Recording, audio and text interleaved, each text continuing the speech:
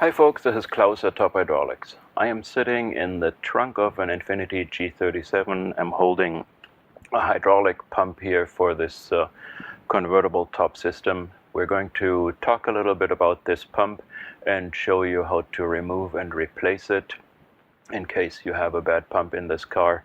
It is starting to become a common issue. These pumps do fail after about 10 to 12 years on average, and you may want to consider doing preventative maintenance, replacing the pump and possibly the hydraulic cylinders if you're thinking that you're hanging on to your car for a long time, because preventative maintenance saves you a lot on these cars. If you have a failure while the top is moving and the top gets stuck part way, it becomes complicated. You may need the Infiniti dealer to erase error codes in the computer. You don't want that. You don't want to get stuck anywhere on the road in the first place. So we have videos that show you how to manually open and close the top if you do get stuck.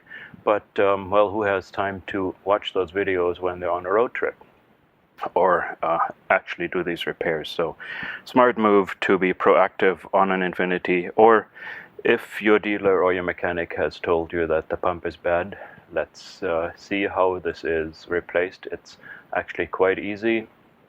It'll take me something like 10 minutes now that we have already removed the trim panels in the trunk. So that's an extra 15 minutes or so, plus putting everything back together. Theoretically, after you've watched this movie, you can swap a pump in an hour. Your mechanic will have to charge you a lot more than 1 hour to do this, just because they have to check in the car, familiarize themselves with the situation, and be careful, and it will take them longer than an hour, everything put together. They will have to charge you several hours for swapping the pump. But again, if you're a mechanic or a decently talented do-it-yourselfer, you can do this yourself, and it will take you only a fraction of an afternoon. So let me talk about the pump for a moment. The pump has 12 hoses going in it, where we have the red caps here. The way we ship the pump filled with fluid. The pump obviously has an electric motor. It has a reservoir with hydraulic fluid in it, and the main pump unit. The main pump unit has a pressure relief valve on it that you might have had to use when you manually moved the top. It also has 2 solenoids and a bunch of internal valves. There's a lot going on in these pumps. They're a lot more complicated than they may appear. The motor can turn in both directions, putting pressure into different parts of this pump. You can see just how many bores there are in this housing that have been plugged. It's quite intricate in here. And then, depending on motor rotation and which solenoid is activated, the top or trunk lid will move in different directions. We have another video that shows you how this all moves piece by piece. Hope you got to enjoy that already, or you can watch it later. So what makes these pumps fail? Many reasons, actually.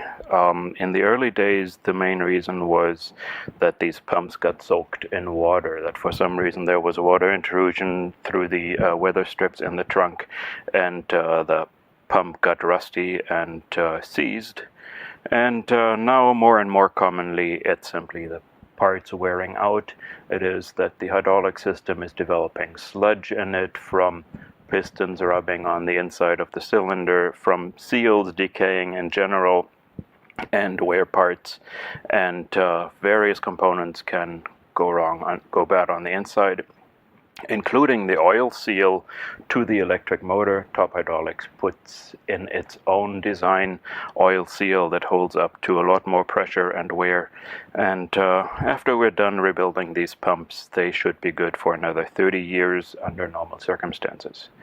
We warranty all of our products for 3 years, but expect 30 years out of pump under normal circumstances and 30 to 50 years out of our rebuilt cylinders, meaning we do make them better than brand new because we put in better parts. where the original parts were kind of designed to not, say, having to last longer than 10 years. We do everything such that there is maximum life in here. The way we ship these pumps, they perform better than new guaranteed. We put them through a lot of testing. They put out more pressure, have more flow. We make these pumps better than new inside. We may not be able to make them look perfect on the outside. We try our best, but it's not always completely perfect. But the inside is awesome. We offer core exchange, such that we ship a pump from our inventory first, then you you take out your old one, plop this one in, it's plug and play, and ship us back your old pump for a core refund. Pretty simple. Same thing with the hydraulic cylinders. If you want to tackle the whole system, it's not much more work to do all the cylinders at the same time. So replacing the pump and all 6 cylinders at the same time, a couple people can fairly easily do in a day if they're staying concentrated on the job. So let me put this pump away, talk a moment about fluid. The fluid that Infiniti uses is actually either an Exxon special fluid or Pentosine CHF11S, and simply rebranded by Infiniti. What we use in all the systems that we work on more than 30 brands, and every brand normally has a number of different convertible models. What we use in all of our systems is a ZHM fluid. We can zoom in a little bit if we're not zoomed in yet.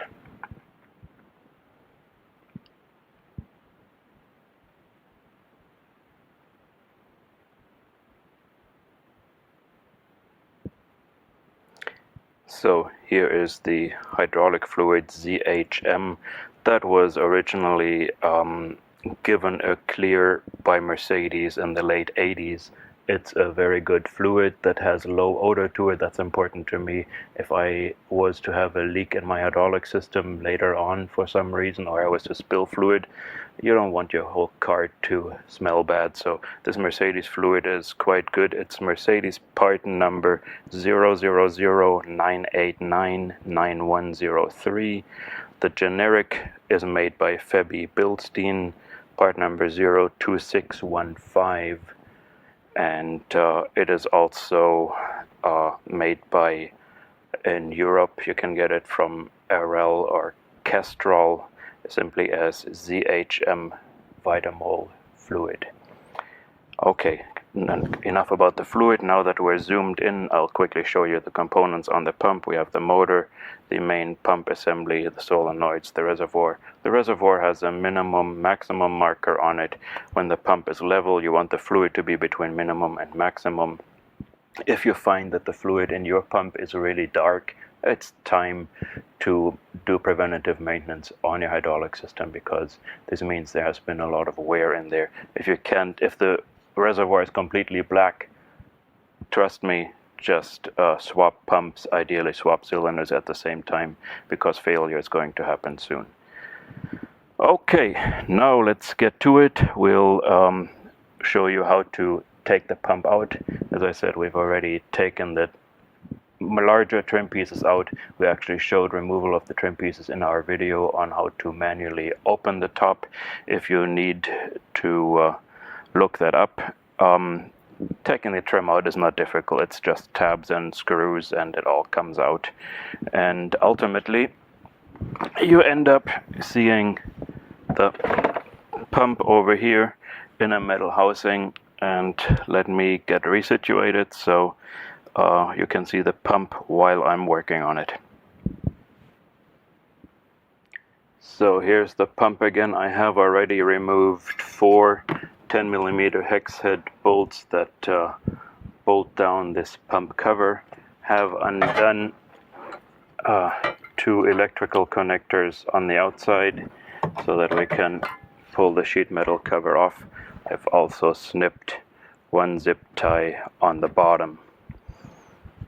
That's all pretty trivial stuff. So then you find the pump in its gray foam housing. Somebody else has already messed with this, because this pump is bad. It is laboring hard to raise the top, and when the top is being held somewhere, it actually starts sinking way faster than it should, which tells us it has some bad valves inside and needs to be rebuilt. So we're now swapping this pump. Anyway, I got sidetracked here. Somebody has worked on this before, meaning they have already separated this foam cover and put their own duct tape on here, the green tape. Once we fold the foam aside, we see the pump in here. Now, to get more access, I will pull the two wires of these two solenoids. It's easy to figure out where they go because the shorter wire goes on the outside, the longer on the inside. They can really only go one way when you plug them into our pump later. And there is the pump motor connector right here. You push in two tabs and pull the connector out. Now we can pull on this a tad more, and we're only limited by the hoses going to the tonneau cylinder. I will actually cut a couple zip ties here just so that for the video's sake I have a little bit more room to maneuver here, and I'm not so much putting my shoulder in the way of the camera. Things are somewhat tight down here. So what I will need to show you is how to remove the hoses from the pump, because we've already taken the 3 electrical connectors off. Now we're down to the 12 hoses. The 12 hoses are confined to an aluminum plate that is bolted to the pump with 2, I believe, 5mm head Allen bolts. Yep, here we go. Now this is life. We have not removed these bolts before. They're pretty tight. So I loosen up these bolts. Sorry, my shoulder's in the way. I need to apply some torque here. There we go. Got the bolts loosened. I loosen each one a little bit. Then I can pull them both out. We're not going to have a mess at our hands right away, because right now these 12 hoses each have an hose fittings, each have an O-ring that seals them to the inside of the pump. Also important for you to know, if you try to pull out a single hose, it won't come out all the way. All hoses stay confined to this aluminum plate and they get pulled out together. Now I will protect myself with a little bit of paper towel. Well, I'm sitting on top of it. There we go. Use more paper towel just in case, so I don't get oily from a few drips going astray here. Now what we need to do is pull a little bit on each individual hose to loosen it up. Once every single hose has been pulled on, they will all come out together. Okay, let's start in the rear. 1, 2, oh, this is pretty tight. 1, 2, 3.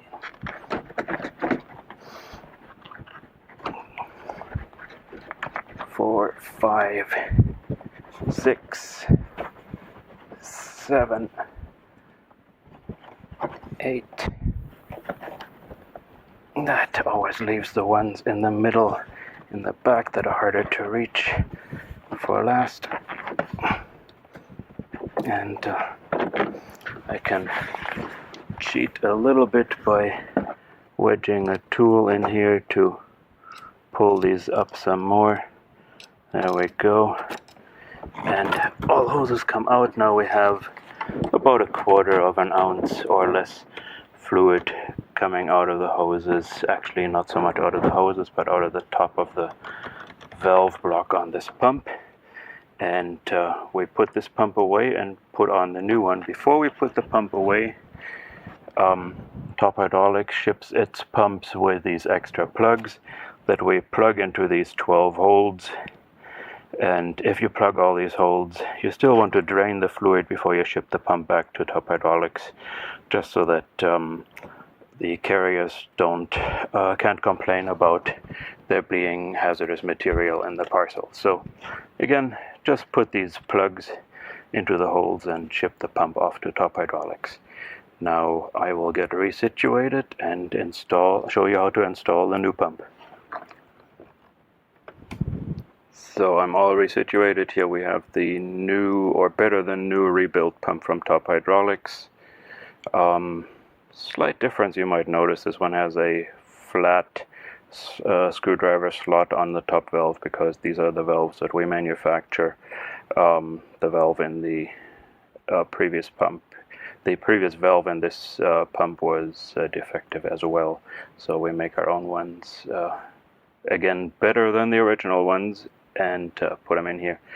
The pump ships filled with fluid, as you saw, and with the plugs in here, and I've already loosened these plugs for the hydraulic lines. Now I'm gonna pull them all out and get ready to put the hydraulic hoses with the retaining plate into this pump.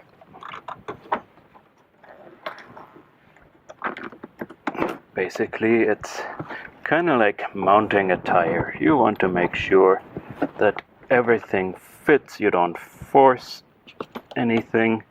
We want to make sure that we're not wedging any of these fittings in here, but rather tighten these two bolts a little bit at a time, going back and forth between them, and that will push the hose fittings right into the pump without getting anything wedged up. It's going very nicely. Since we have only 2 screws here, we just do a turn or 2 per screw, and this doesn't take too long. Almost done. This one is almost tight. Now I'll tighten this one up. You don't have to do an exact torque on here. Things stay in place. Give it a good hand tight with your Allen wrench and you're good. So now we only have to reconnect this electrically. That is the power to the pump motor. Oops, it goes in this way after all. And the 2 solenoids. You remember I told you earlier. Well, let's move things around here first. Remember I told you earlier the shorter wire on the outside, longer on the inside. Now we just put the cover back on, put the sheet metal back on, reconnect these connectors on the outside, and we are ready to go, and we have a working top again.